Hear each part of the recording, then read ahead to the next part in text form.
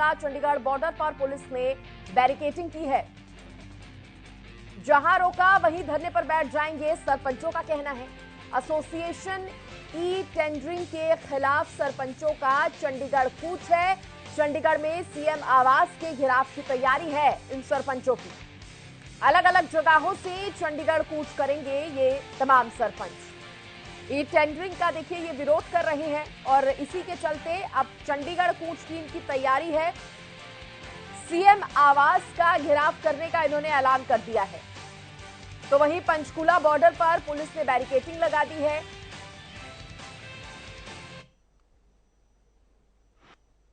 हमारा आज का उद्देश्य है चंडीगढ़ जाने का, वो यह सरकार जो हमारे मांगे नहीं मांग रही उसको हम मनवा कर ही आएंगे। हम किसान पुत्र हैं, जो 13 महीने तक रुक सकते हैं तो हम वहाँ भी रुक सकते हैं, ऐसी कोई बात नहीं है। और मैं मंत्री जी से यही कहना चाहूँगा, आप जो हमें चोर ठग बता रहे हैं, हमारे तो बच्चा के रास्ते भी होने बंद हो लिए, ये तो डाकू बन के सरपंच नहीं है, हम सम्मानित व्यक्ति हैं गाँव के। सरकार जैसे MLA MP चुने गए, हम भी सरपंच चुने गए हैं, हमारा मान सम्मान होना चाहिए और इसी के लिए हम अपनी लड़ाई लड़ रहे हैं। और मेरा आज का यही है कि हम पंचकुला में सीएम हाउस का घेराव करने के लिए जा रहे हैं। लेकिन ये जो सरकार है ना, ये बार बार कोई भी आंदोलन होता है उसमें, जैसे किसानों का आंदोलन था, आंदोलन जीवी है, मिला आंदोलन जीवी है, ऐसे ही सरपंचों का। अब इसमें कुछ सरपंच नहीं, ये तो सोच रहे हैं कि हर बिरादरी का सरपंच बना, हर समाज से सरपंच बना। हमारे भाई है, बैकवर्ड क्लास से हैं, इनकी समाज से, हरिजन समाज से, हर समाज से हमारे साथ सभी जुड़े हुए। हर कोई दिक्कत नहीं किसी प्रकार, हर सरपंच साथ है। और इसको ना पड़े, सरकार हमारे भाईचारे को ना खत्म करे। ई टेंडरिंग और राइट टू कॉल का सिर्फ सरकार का एक ही मकसद है, अब ये भाईचारा बिगड़े, गांव में भाईचारा बिगड़े और हमारे को अपनी वोटों का, इनको चक्कर की वोट मिले किसी न किसी आपस में, गाँव में भाईचारे में। हम इसकी बार अगर ये सरपंच हमारी इकट्ठे हैं और हमारी मांगे सरकार नहीं मानती है तो सारे सरपंच से, सारे समाज के इस सरकार का इतना विरोध कर देंगे कि इन्होंने गाँव में घुसना मुश्किल हो जाएगा। रणनीति ये है कि सभी सरपंचों के उनको पूरे अधिकार मिलने चाहिए और गांव में अच्छा विकास करेंगे। सरकार जो हमें कई बार बता रही है, ये अच्छी बात तो है नहीं। यहीं से आगे शुरुआत होती है हर काम की, और यहीं से शुरुआत नहीं होगी तो अच्छे काम कैसे होंगे। चंडीगढ़ जा रहे सीएम हाउस का घेराव करने, राइट टू कॉल और ई टेंडरिंग के विरोध में। तो ई टेंडरिंग के पूरे पब्लिक जी बता रहे हैं कि भाई ये सारी गुणवत्ता, परिपक्वता, पारदर्शिता, ये अब तो पाई है कि पहले कोई सरकार नहीं इनका पता नहीं था भाई क्या चीज़ है। ये तो छोटी सरकार है, पंचायत तो छोटी सरकार है, उसके बाद CM है, PM है, ये तो आधारशिला दरीजा जो सरपंच तो वो चीज़ है। इसके ऊपर जो दीवार निकले वो भाई मुख्यमंत्री हो गया, लैंडर प्रधानमंत्री हो गया, तो वो नीम कच्ची पड़की तो सरकार की करेंगी। ये तो एक मिशन जो 2024 है, भाई खट्टर साहब बोल रहे हैं मिशन 2024 को हम न्यू दिखा दें सरपंच चीज़ क्या होती है।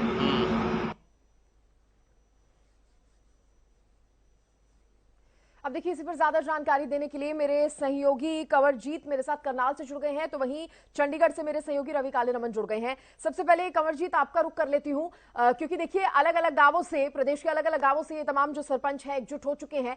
अभी क्या और जानकारी देंगे, कितनी संख्या में ये सरपंच इकट्ठे हुए हैं, क्या लगता है अभी किन किन बातों को लेकर, किन किन मांगों को लेकर ये आवाज लगातार उठा रहे हैं?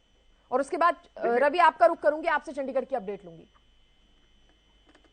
बिल्कुल, देखिए अगर बात करें तो लगातार सरपंच टेंडरिंग के विरोध में प्रदर्शन कर रहे हैं। उनका यही मांग है कि टेंडरिंग को कैंसिल किया जाए और इन तमाम चीजों को लेकर प्रदर्शन कर रहे हैं। टोल प्लाजा की मांग को लेकर प्रदर्शन कर रहे हैं। उनका यही कहना है कि हम भी चुने हुए प्रतिनिधि हैं, जब विधायक और MP को की परमिशन है वहां से निकलने की, टोल माफ है, तो हमें क्यों नहीं। इन तमाम चीजों को लेकर सरपंच लगातार प्रदर्शन करे, 2 माह से ऊपर का टाइम निकल चुका और ये प्रदर्शन करे। उसके साथ अगर बात की जाए तो पिछले 2 साल वैसे के वैसे गांव में निकल गए थे। अब कहीं ना कहीं गांव वालों को भी विकास की जो उम्मीद लगाए बैठे थे, उसको भी कहीं ना कहीं अब सरपंच दोबारा से इकट्ठा होना शुरू हो गया कहीं। और दूसरी तरफ अगर बात की जाए तो सरकार का भी, मुख्यमंत्री का साफ तौर पर कहना है इसमें संशोधन कर सकते हैं और इसको वापस नहीं करेंगे। तमाम चीजों को लेकर सरपंच लगातार चंडीगढ़ की ओर कूच कर रहे हैं, पंचकुला की ओर कूच कर। उनका यही कहना है कि जहां पर भी हमें सरकार रोकेगी, प्रशासन रोके, हम वहीं बैठे जाएंगे और वहीं पे अपना आंदोलन करेंगे। सबसे बड़ी बात तो यही कही है सरपंचों का, यही कहना है कि हम गाँव से आते हैं,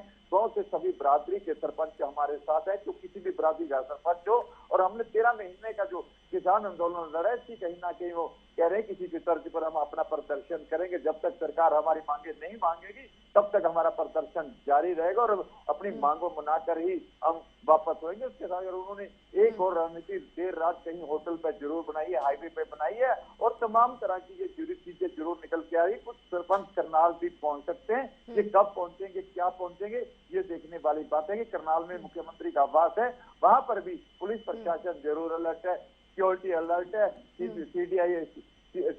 CID की बात करें तो वो भी कहीं ना कहीं उनके अधिकारी भी घुस करके लगातार आम लोगों को बात करके उनसे फीडबैक ले रहे हैं, मीडिया कर्मियों से फीडबैक ले रहे हैं। तमाम चीजों को लेकर बात करें तो सरपंच चंडीगढ़ की ओर कूच कर रहे हैं और पंचकुला में काफी संख्या में पहुंचे गए और तमाम जो हरियाणा के सरपंच हैं चंडीगढ़ की तरफ कूच करेंगे। ठीक है रवि, आप बताइए, देखिए सरकार बैकफुट पर आने को तैयार नहीं है, इधर सरपंच जो है अब चंडीगढ़ का कूच कर रहे हैं, सीएम आवास का घेराव करने की भी बात उन्होंने कर दी है, पुलिस कितनी मुस्तैद है? बिल्कुल सृष्टि, देखिए अगर पुलिस की बात की जाए तो पुलिस पूरी तरह से मुस्तैद है। चंडीगढ़ पंचकुला जो बॉर्डर है उसमें दो जगह से उसको सील किया जाएगा। एक हरियाणा की तरफ से हरियाणा पुलिस मोर्चा संभालती हुई नजर आएगी और वहीं दूसरी तरफ चंडीगढ़ पुलिस जो है, चंडीगढ़ में एंट्री जब होती है तो दूसरी तरफ से चंडीगढ़ पुलिस इस पूरे मामले में मोर्चा संभालती हुई नजर आएगी। तमाम तरह के एंटी रॉड्स व्हीकल्स जो हैं वो वहाँ डिप्लॉय कर दिए हैं। वज्र वाहन की बात करें, आंसू गैस दागने वाली जो गाड़ियां हैं उनकी बात करें, इसके साथ साथ वाटर कैनन वहां डिप्लॉय कर दिया गया है। बैरिकेटिंग हैवी जो है वो कर दी गई है, करीब 8 से 9 फीट ऊंची जो बैरिकेटिंग है वो वहां लगाई गई है। तो ऐसे में कहीं ना कहीं पूरी तरह से चंडीगढ़ प्रशासन की अगर बात की जाए या फिर हरियाणा पुलिस की बात की जाए तो पूरी तरह से मुस्तैद नजर आ रहा है। इसके साथ साथ अगर बात की जाए सृष्टि, जिस प्रकार से बैठक हुई थी हरियाणा सरकार के बीच, देवेंद्र बबली की अध्यक्षता में सरपंचों के साथ ये बैठक हुई थी।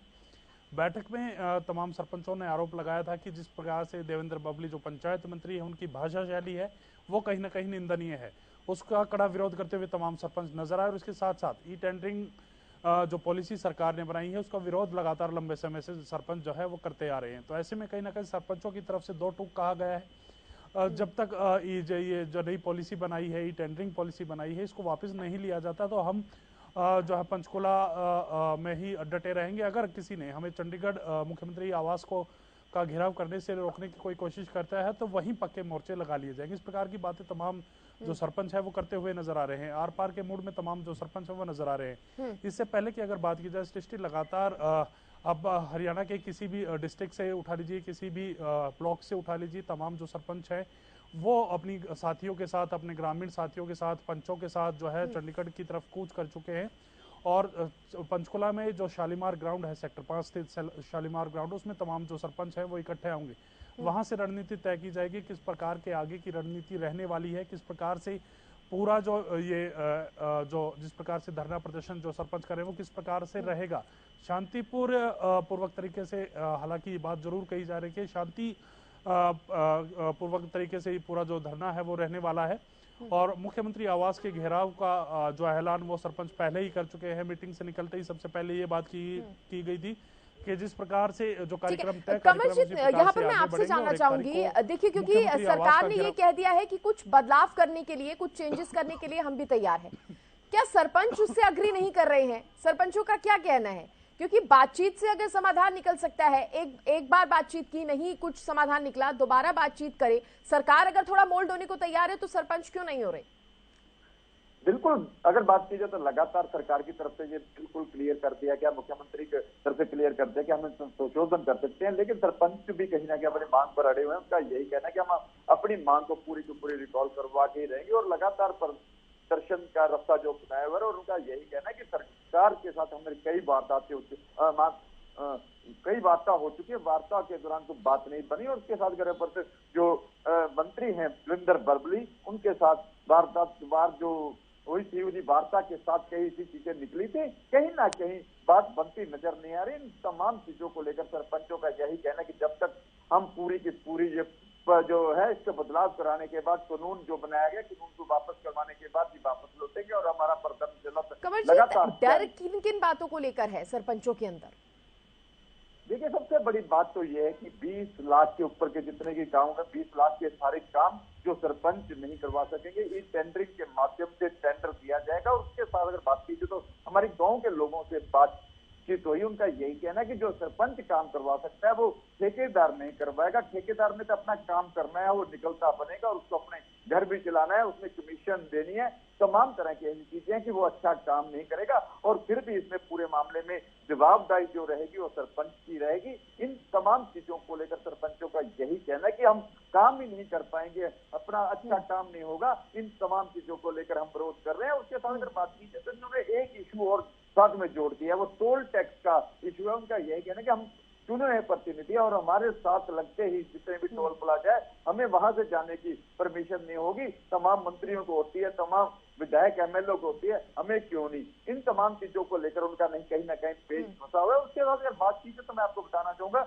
आज से 2 दिन पहले मुख्यमंत्री करनाल में तो उन्होंने जनता संवाद कार्यक्रम में सरपंच जरूर आए थे, इक्का दुक्का सरपंच आए थे, उन्होंने अपनी बात रखी। उनको ये भी नहीं पता कि आपके खाते में कितने पैसे आ चुके। करनाल के गांगर गांव की बात करें तो वहां का सरपंच वहां पर पहुंचा था, तो जब उसको पूछा गया उसका यही कहना था मेरे खाते में एक भी पैसा नहीं है। जब उनके खाते की पूरी जांच की तो 20 लाख के ऊपर की जो राशि उसके खाते में आई थी और वो राशि NSN नाम का कोई इनका अकाउंट होता उसमें थी। और तमाम तरह की इन बातों को लेकर मुख्यमंत्री ने कहा कि DDP और BDPO पूरे मामले को लेकर सरपंचों को अवेयर करे। सरपंचों को बोलता है कि ये पैसा जो आया हुआ है आपने ही खर्च करना है, ई टेंडरिंग के माध्यम से करना है। चलिए, तो कहीं ना कहीं सरकार जो है ई टेंडरिंग लाने की बात कर रही है, कह रही है भ्रष्टाचार पर इससे लगाम लगाई जा सकेगी, लेकिन सरपंच जो है वो बार बार इस बात पर लड़ी है कि वो खुलकर काम नहीं कर पाएंगे, विरोध लगातार कर रहे हैं। बहुत शुक्रिया कमरजीत आपका, और रवि कालीरमन आपका भी बहुत धन्यवाद खबर पर तमाम जानकारी देने के लिए।